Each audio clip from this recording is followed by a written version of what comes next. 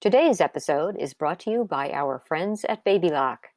BabyLock is so excited to introduce the launch of 5 new sewing, quilting, and embroidery machines: the Chorus, Ballad, Array, Vesta, and Flare. These new machines come with a variety of innovative features and accessories, so you can prep less and sew more.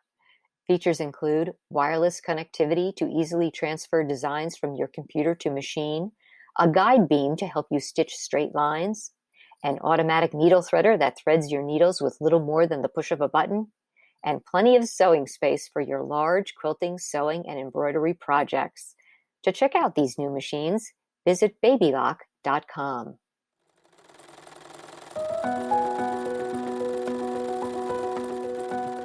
Hi, and welcome to Sewing with Threads, the monthly podcast by the staff of Threads Magazine. I'm your host, editorial director, Sarah McFarland, and I'm joined by our senior technical editor, Carol. Hello. And this episode, we're going to talk with Wendy Ward. Hi, Wendy. Hello. Wendy is a writer, designer, maker, and educator. She's worked as a designer in fast fashion and for a small sustainable brand.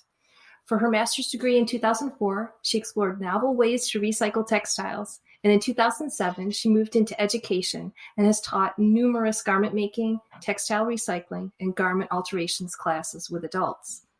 Wendy has her own line of sewing patterns called MIY Collection, and she's written 5 best-selling sewing books, including her most recent, How to Sew Sustainably, which published in June.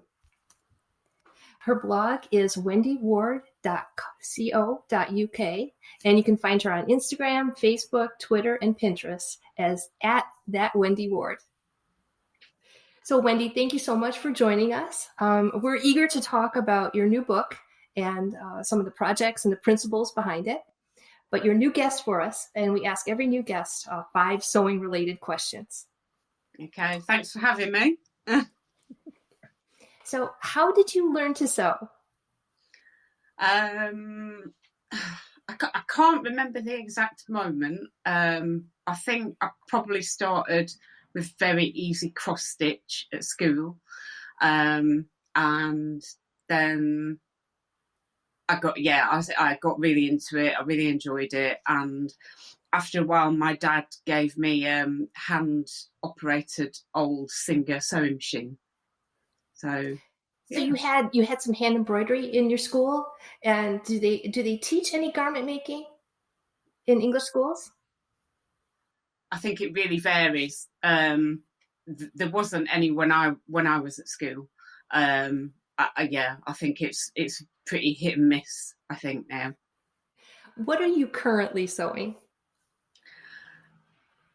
To be absolutely perfectly honest, nothing. which seems a bit outrageous. But I have a little pile of things to start sewing. I've got a shirt of my partner's with a big tear in to mend, and I need to make some curtains for our new loft space. What type of fabric do you enjoy sewing the most? I do find that quite a tough question. I love sewing with denim because denim, it's robust. It kind of does what you tell it to do. But I've sewn a lot with knitted fabrics, and I really enjoy sewing with knitted fabrics. So I suppose those 2. What sewing word or term is your favorite? God, I don't know. Unpicking or tacking, but maybe in America I don't know whether you call tacking. Do you call tacking basting? We do, yes. Yeah. We do. Yes, yeah. But I personally love tailor's tacks. Yes. So I think a way to make markings. So we do. Yes, the most accurate. Yeah. And if you could share with us, what do you love best about sewing? I think it's probably that ability to create something that's inside your head, to, you know, create that perfect thing that you've imagined, to make it into reality. Seems like a bit of a magical power. It does. Wendy, thank you for answering the 5 sewing questions. You're welcome. Okay, so let's go on to talking about your most recent book, How to Sew Sustainably. And there are 20 different projects in the book. And I guess first off, how did you get the idea to write this particular book? I know you've written other books, and we can mention those as well too. But how did you come to this particular one?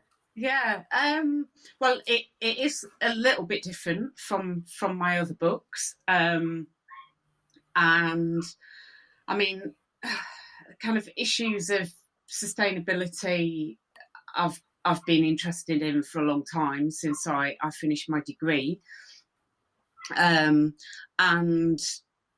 working with recycled fabrics and sort of finding ways to reduce waste are things that I've been interested in for a long time. I mean, right in your intro, you mentioned my master's, which was all about exploring ways to recycle and reuse textiles. So I taught in adult ed a recycled textiles class and an alterations class for quite a few years, and they were both really popular classes. So yeah, I guess it's a book I've wanted to write for a long time, but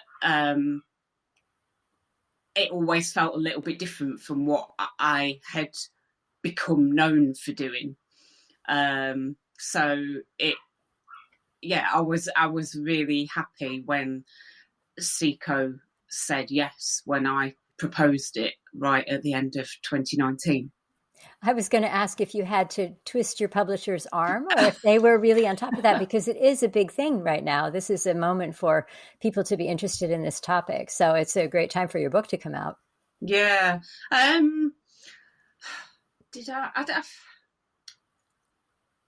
were quite open to it, to be fair, and kind of pretty much in the original form that I'd proposed it as well. You know, because I'd right at the start, I wanted to include kind of home sewing projects and art, textile kind of projects, not just dressmaking.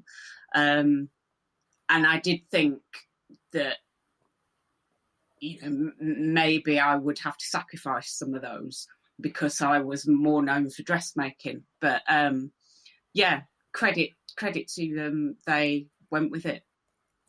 Did you feel that you were looking for a new audience, or was this an extension of the audience you have and giving them some new content? Well, the way I see it, I think it's just an extension of what I've already got, really, because I've made sure that in that book, that in the new book, like in all of my other ones, really, there are projects that a complete beginner could tackle, and there are projects that someone with a bit more sewing skills could tackle as well. And I think that inclusion of kind of homeware sewing projects and art projects, maybe it means that the people that knew me for dressmaking would get that book and think, oh, well, actually, I'll have a little dabble in something a bit different as well. And then perhaps people that had not looked at my books before but were more interested in art, textiles or patchwork, things like that, might have got this new book and thought, oh, maybe I'll have a go at some of the dressmaking projects as well. Wendy, are there patterns included for the garment projects in the book? For this book, there aren't any patterns. There are patterns in all of my other books, but for this one, I decided to base it all on measurements. So for all of the projects, the accessories, the garments, all of them, they're just based on either your own body measurements or the measurements that you want to make the object to. So I walk you through step by step how to use your measurements and how to turn those measurements into basic pattern pieces to make the item, which I think is perhaps in the future, the way forward, because we are all different shapes and sizes, and when you're making patterns, often people are left out, and that it's frustrating for people. And I just think, based on measurements, it's much more inclusive. So the garment making projects in the book, they can be made by people of any size. They can be made by men, women, and a lot of them can even be adapted for kids. So yeah, it just means that you've got a lot more versatility that way.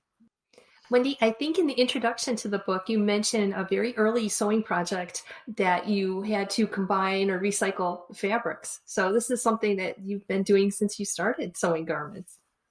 Yeah, so I think that was a T-shirt that I mentioned in the introduction, where I realised halfway through cutting out the T-shirt that I'd run out of fabric. Didn't have quite enough fabric to kind of cut the whole T-shirt out. So rather than just abandoning the whole project, the pieces that I was missing, I just pieced together from other bits of leftover jersey.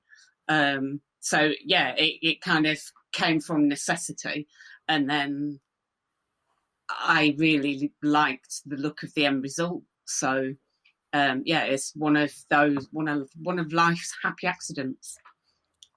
Wendy, do you think your time, you briefly worked in fast fashion, you mentioned, and do you think your time doing that influenced your desire to write this book and share more about using and recycling fabrics?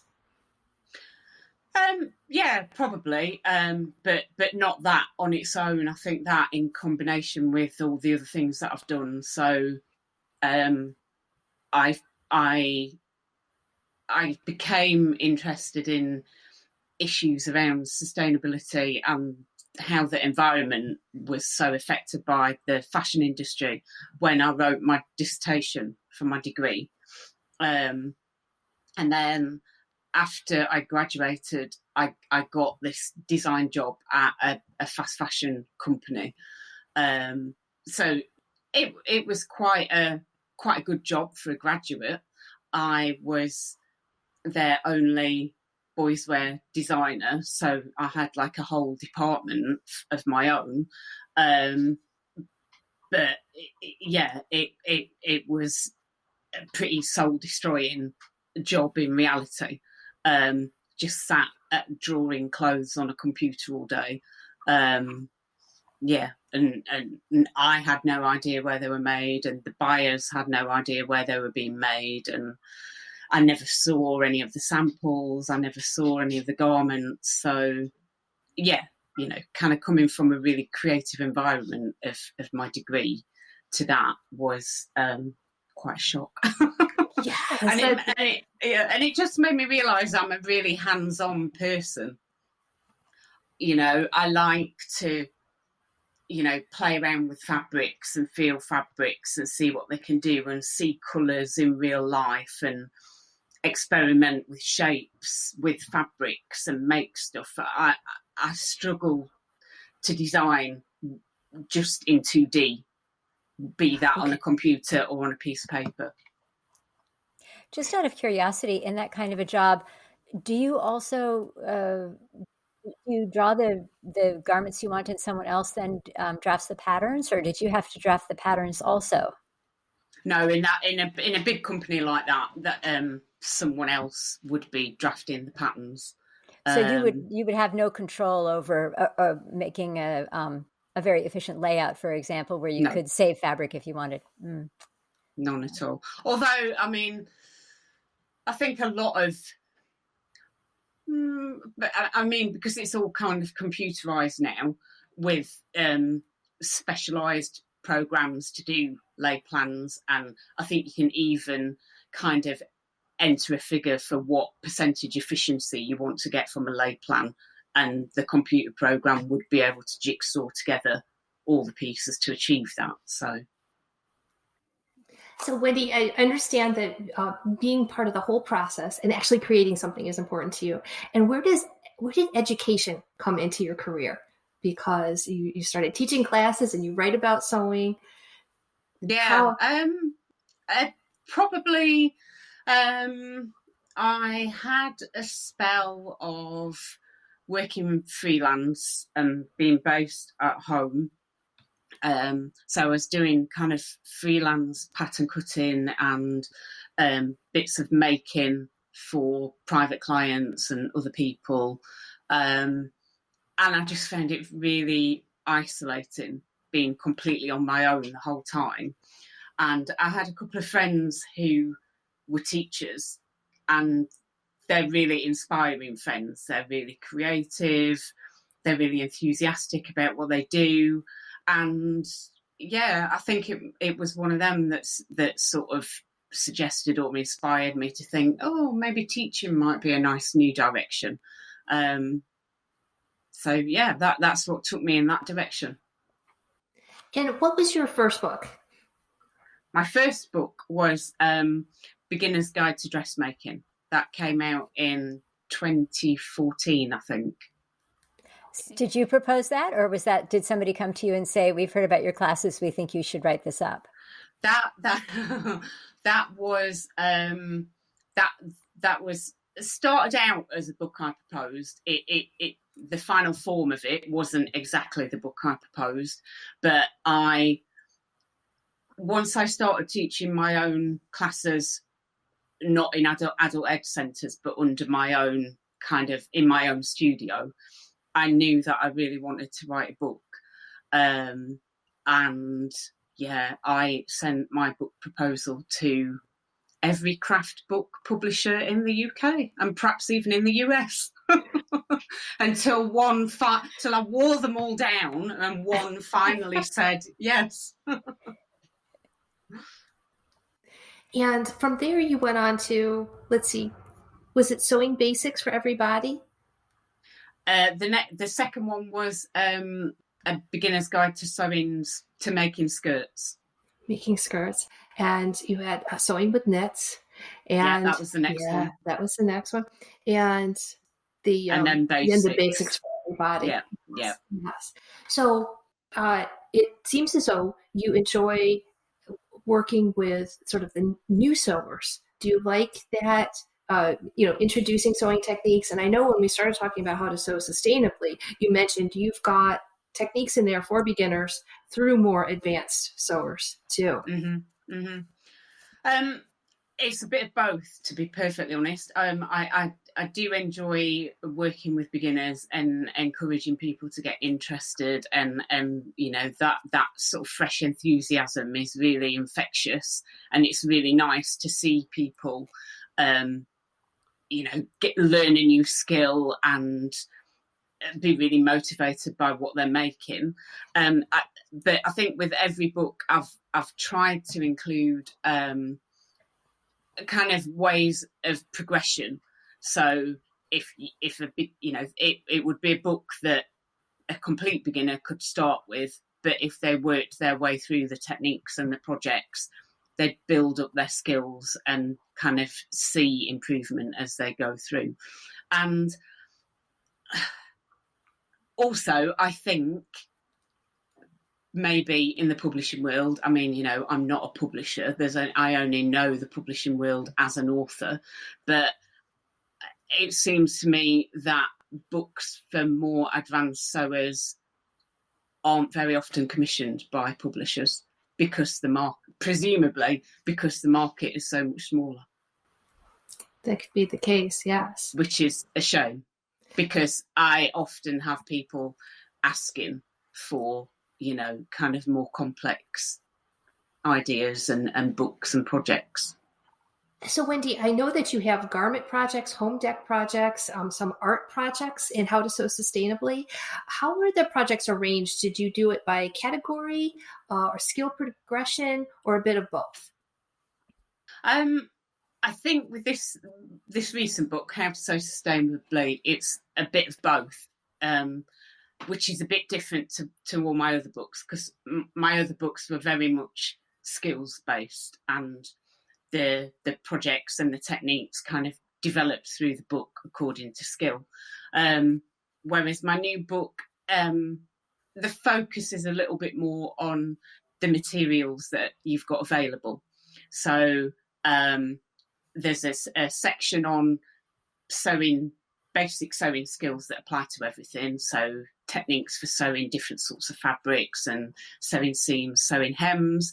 But then I move on to the fabric that you've got available and arranged by the size of the piece of fabric. So there's techniques for using up really, really tiny scraps, like little offcuts, what I call overlocker spaghetti.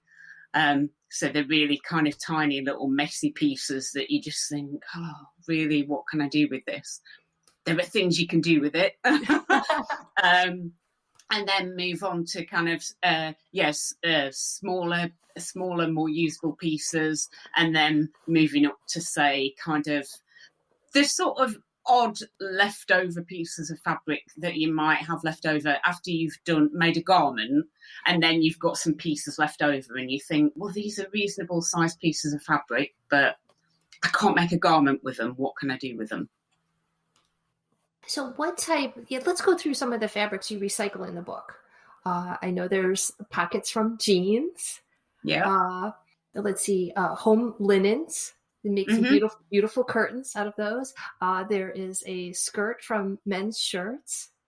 And what are some of the other sources that you use? I know you mentioned excess yardage or offcuts. Yeah, so pieces of fabric. Well, I mean, when I was making the samples for the book, I thought, right, I need to take my own advice with this book, and I didn't buy a single piece of new fabric for this book. So that all came from lengths of fabric that I already had, or leftover pieces of fabric from previous projects. And I think without my prompting, actually people that have got my other books have noticed that there are fabrics from my previous books appear in this new book. So that's really satisfying that people have noticed that. That's been really nice. So yeah, and I've also used, you've mentioned the shirts. I've used leftover sweatshirt fabrics and old sweatshirts and t-shirts. They're a good source of materials as well. Do you ever buy at thrift stores garments or linens that you would then recycle into clothing? I have done, definitely. Yeah. Because often you can find beautiful fabrics in garments that you just think, I don't like that garment, but I love that fabric. Yes. Wendy, was it challenging? I'm sure it was. Was it challenging to design the garment concepts, sort of garment patterns, not necessarily knowing what the shapes of the fabric pieces that your readers are going to use to put them together were going to be? Not really, because I think, well, the alternative is either if you've got a piece of fabric that the dimensions you need, that perfectly fits the dimensions you need, then brilliant. But if not, then there are there's a technique and instructions in the book for piecing fabric. So, you could piece together a few leftover fabrics to make one big piece to then fit the dimensions that you need. And I've made quite a lot of things that way. It's sort of a satisfying way of almost making a new fabric is the way I sort of think of it. Wendy, do you have advice for your readers and our listeners about the care considerations for different fabrics you might combine into a new fabric? Yeah, absolutely. So I always recommend sticking to so some basic kind of considerations, or if you're using a woven fabric, try and stick to all woven fabrics. I don't think it really works to be mixing up wovens and knits. And another good way of avoiding any issues with kind of care and laundry and that kind of thing, is using recycled clothes and recycled home textiles, because you know, or you're pretty sure, or you know if they're your own, that they have been laundered before. So they're not going to shrink, they're unlikely to run, but they're already going to be nice and soft and pliable. And always with any new fabric, I always say, the first thing to do when you get a new fabric is just put it straight in the washing machine. Definitely. So it's ready to use. I'm sorry. Oh, no. Sorry. Wendy, early on in the book, you mentioned sort of an assessment you go through when you're considering a new project. And you had some tips for your readers about choosing the projects that they're going to sew. Mm-hmm. Yeah, so it's kind of part of my kind of thinking about how to make each project as sustainable as it can be. So I think the first and most fundamental question is how much you really need the item that you're about to make, and why you're making it. You know, I'm certainly not suggesting people stop sewing, obviously, but for instance, I used to have a lot of beginner sewers who found it quite difficult to see fabric as a thing to wear. I think that comes with experience of sewing and maybe making garments, that then you start to see fabric as something that you will hang off your body. And I think when you're new to sewing, a piece of fabric, it's just a kind of abstract thing, and people are drawn to fabrics because of the colours. It might have some sort of novelty print or something like that, but then they make a garment from it and then kind of look at it again and think, do I really want to wear that? So I think that's a good starting point, to kind of stop and think, why you're choosing the fabric, why are you making that garment. And I think social media has, I think a lot to answer for in kind of recent years, because we all, and I've been guilty of it. It's so easy to get caught up in the frenzy of, oh, there's this new pattern around and everyone's making it and everyone's photographs look amazing, so I must make it. But maybe it's a style that you would never wear, and it's far better to make something that you might think is a bit boring, but you're going to wear every day. I agree with you there. And it's something that I kind of think about and struggle with a little bit. I would say 25 years ago, every time I saw a pattern that looked interesting or some fabric that looked cool, I would, buy them, make something, and then wear it a couple times and think, not my favorite, but, it was a good experience to learn to do this. And I enjoyed it the entire time. And I think that back then there wasn't this kind of social media. If there had been, if you're getting like after like after like, you're just encouraged to continue doing that.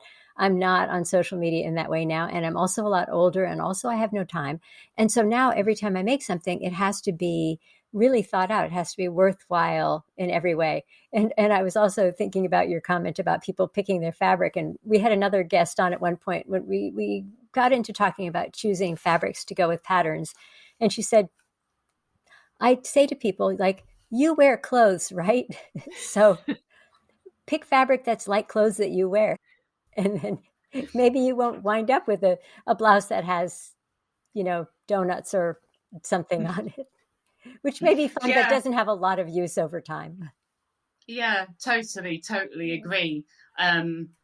Often the fabric, I used to say to my students that often the fabrics that they thought looked really boring in the fabric shop, well, actually have a look in your wardrobe and I bet those boring fabrics are the kind of clothes that you wear all the time and you enjoy wearing all the time and you feel comfortable in and you feel at ease in.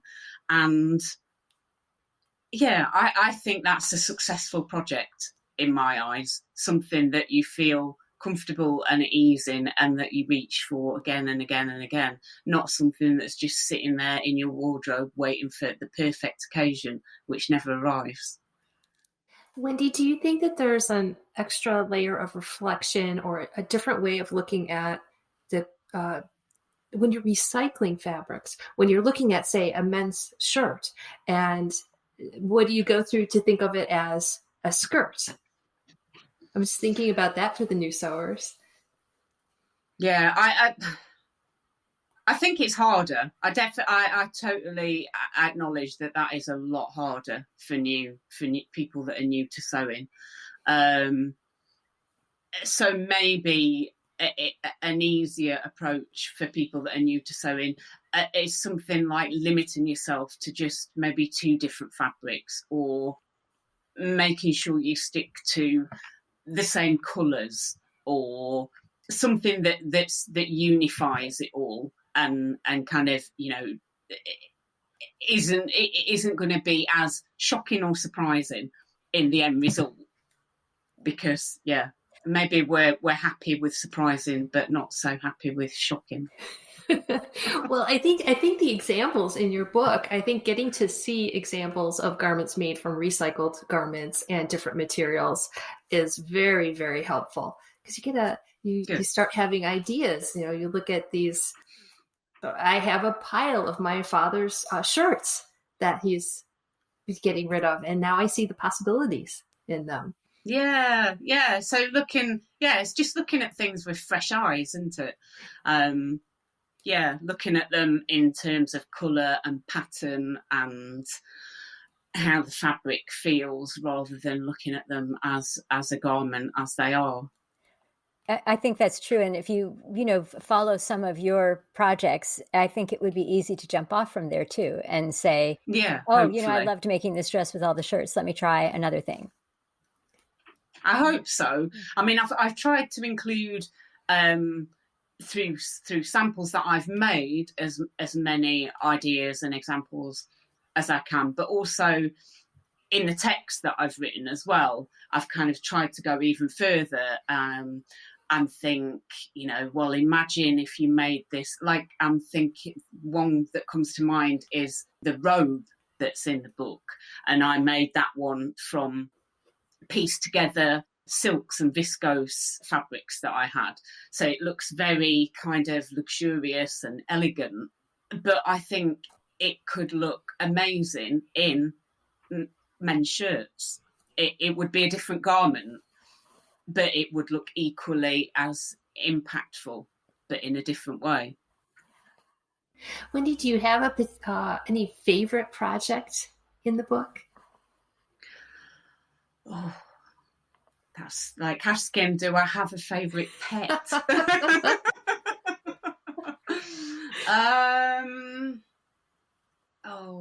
I'll say for myself, the robe is very lovely, and I also love the fabric art that you do in the book.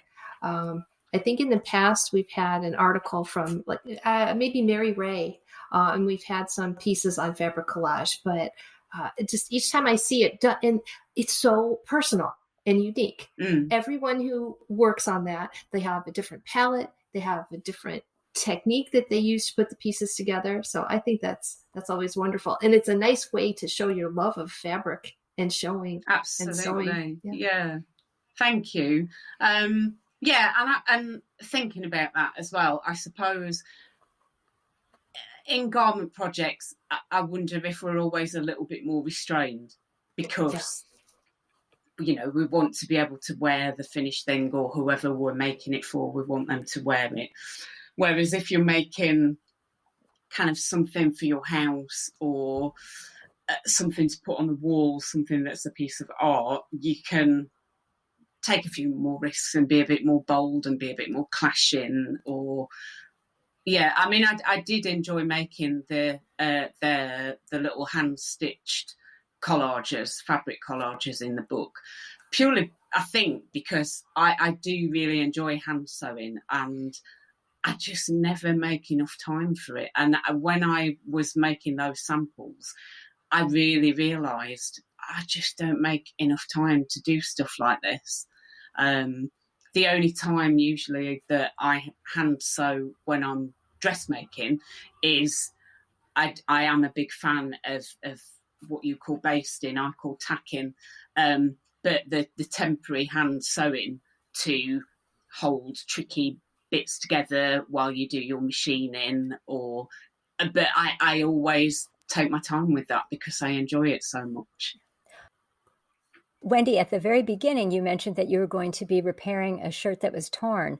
And I wondered if you're going to do that by hand and make it an artistic mend, or will you try to do an invisible machine sewn repair? That one, I'm definitely going to do a hand sewn repair. Mostly because of where the damage is and how big it is, because it's right at the back of the arm towards the arm, the top of the side seam, and it's a really big tear. I dread to think how he did it. I've no idea, but it's a bit of a mess. So yeah, I will use some fabric from another old shirt and hand sew it in place so that it's a similar weight, it's a similar feel. And make a bit of a feature of it. It sounds like fun. Wendy, yeah, that'll be a nice bit of hand sewing. Yeah. Wendy, I don't know if you could share, but can you tell us, do you have any upcoming projects that we could share with the listeners and watchers?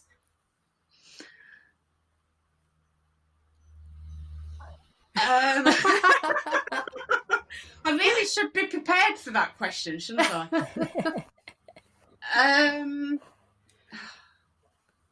At the moment, I'm